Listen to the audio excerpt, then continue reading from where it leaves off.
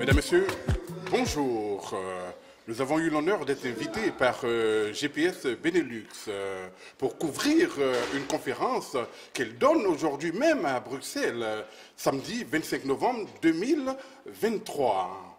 Donc, dans le déroulé, le professeur M. Franklin Nyamsi sera là pour vous donner une conférence et par après, ça sera suivi par des questions-réponses. Et certainement que le président de la communauté ivoirienne a été invité pour venir soutenir cette conférence d'Ivoiriens. N'oubliez pas qu'à chaque fois qu'il est invité, il est là. Il était là pour soutenir le RHDP lors de sa conférence. Je l'ai aperçu lorsque l'opposition ivoirienne s'est réunie.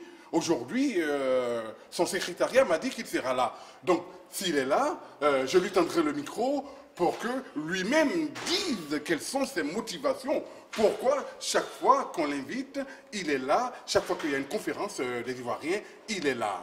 OK? À très bientôt. Monsieur Diaby Mamadou, bonjour. Vous carburez à quoi, j'ai envie de le dire? Parce qu'on vous voit un peu partout, à toutes les rencontres, aussi bien politiques qu'associatives. Alors, dites-nous, monsieur Diaby Mamadou. Écoutez, je suis venu du bonjour aux frères. J'ai été invité par le GPS Belgique à une conférence du professeur Nyamsi. Comme on a l'habitude de le faire, nous avons un devoir de présence. En tant que premier responsable de la communauté ivoirienne de Belgique, il est bon que très souvent, quand les Ivoiriens se réunissent, que nous soyons là pour aussi échanger avec eux.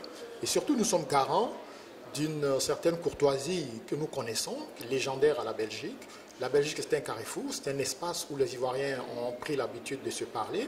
On peut ne pas être d'accord politiquement, on peut ne pas être d'accord socialement, mais on a l'habitude de s'écouter en Belgique.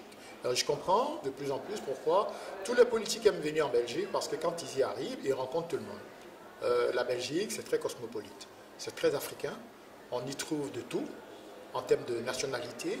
Alors, il est bon que les gens viennent se faire entendre ici. Nous avons partagé un moment agréable avec le GPS aujourd'hui.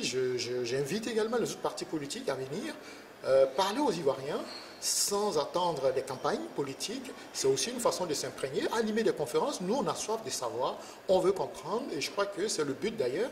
Il faut que la politique reste un exercice en fait de proposition en permanence. C'est pourquoi je suis très content aujourd'hui d'être là, de soutenir même, et ça il faut qu'on puisse l'expliquer aussi, au risque de me répéter, je n'appartiens pas au GPS, je n'appartiens à aucun parti politique, on le sait, mon militantisme est derrière moi, très loin.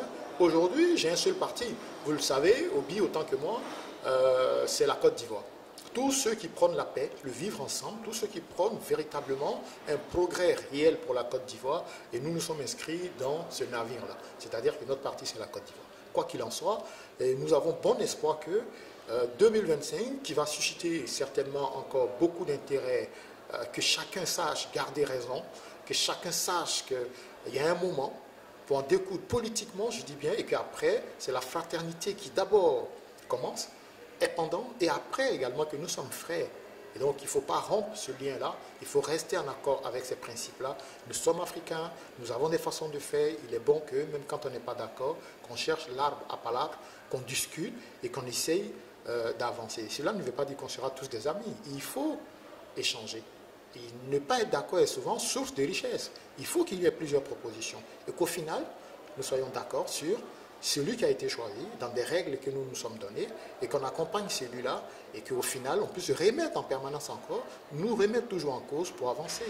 Donc, nous sommes dans une course avec d'autres nations, et je crois que notre capacité à nous remettre en cause est la clé à être dans le bon rythme aussi, pour le progrès, pour tout ce à quoi nous aspirons. Voici pourquoi nous sommes là, pour dire aux Ivoiriens qu'il est bon qu'on s'écoute, qu'on n'est pas d'accord, mais quand on doit se parler. On commence souvent par la parole. Quand il y a rupture de parole, on voit ce que ça produit. C'est la violence. C'est des meurtres, c'est des assassinats, c'est beaucoup de souffrances des familles, des personnes. Et puis au final, on s'assoit, on discute encore une fois. Et on négocie encore. Par quoi? Par la parole. C'est pourquoi nous disons, la parole, c'est l'arme des forts. C'est ceux qui savent anticiper. Il faut trouver les mots pour dire ce qu'on pense. Et c'est pourquoi la liberté d'expression doit rester le repère essentiel. Le repère essentiel, c'est la liberté d'expression. Et qui dit liberté d'expression dit tolérance, dit droit à la différence. et que nous devons tous accepter que l'autre ne soit pas comme nous, mais qu'il puisse exister, qu'il puisse être viable pour nous dire son désaccord. Pour nous dire son désaccord. Voilà pourquoi nous sommes là souvent, pour faire en sorte que cette courtoisie-là soit de mise en permanence. Et partout où les Ivoiriens se réunissent, nous venons, autant que faire se peut, soutenir les frères, échanger avec eux et garder le bon ton. Voilà, M. Conan. Ok, sur ce, M. Diaby, je vous remercie de nous avoir accordé cette petite interview. Je vous remercie également, c'est Benelux TV. Voilà, ainsi nous arrivons à la fin. C'était donc Obiar Chonan pour CI Benelux TV et à très bientôt. Au revoir.